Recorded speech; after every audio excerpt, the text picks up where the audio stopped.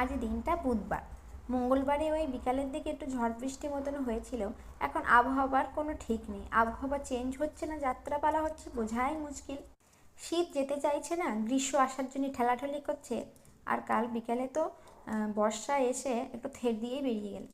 যাই হোক, আনিকাকে আজ জিজ্ঞাসা করলাম, আনিক আজকে দুপুরে স্কুল থেকে এসে কি খাবে, একটু খিচুড়ি বানিয়ে দিই? তো বললো, আম্মু খিচুড়ি খাবো কিন্তু ডাল চাল দিয়ে খাবো। আমি কিন্তু ডালিয়া খাবো না। সেই জন্য ওর জন্য একটু ডাল চাল যা সবজিপাতি ছিল মোটামুটি দিয়ে ওর জন্য একটু খিচুড়ি করছি। আমি আর ওর পাপা দুজনই রোজা আছি। ও স্কুলে বেরিয়ে গেছে 11টা নাগাদ, ওর পাপাও 11টা নাগাদ ডিউটি বেরিয়ে গেছে, দুজনই একসঙ্গে বেরিয়ে গেছে। সেই জন্য দুপুরবেলা টাইম ফাঁকাই থাকে। এই সময়টা বিকেলে কি রান্না বান্না হবে সেটাই আমি কাটাকুটি করে গুছিয়ে রেখে দিই।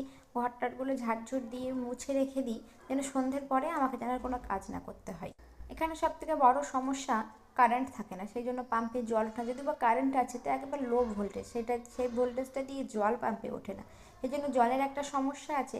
কালকে সকালের দিকে আমি কিছু জামা কাপড় ভিজিয়ে রেখেছিলাম, সারাদিন কারেন্ট ছিল না বলে আমি আর সেটা কাচাকুচি করতে পারিনি। সেই জন্য কাল 10টায় কারেন্ট এসে আমি কাল 10টায় কেচে মেলতে পারিনি। আর সেই জন্য সকালবেলা উঠে দেখলাম যে ভালোই রৌদ্র উঠেছে, সেই জন্য উপরে আর যাইনি, নিচেই মেলে দিয়েছি।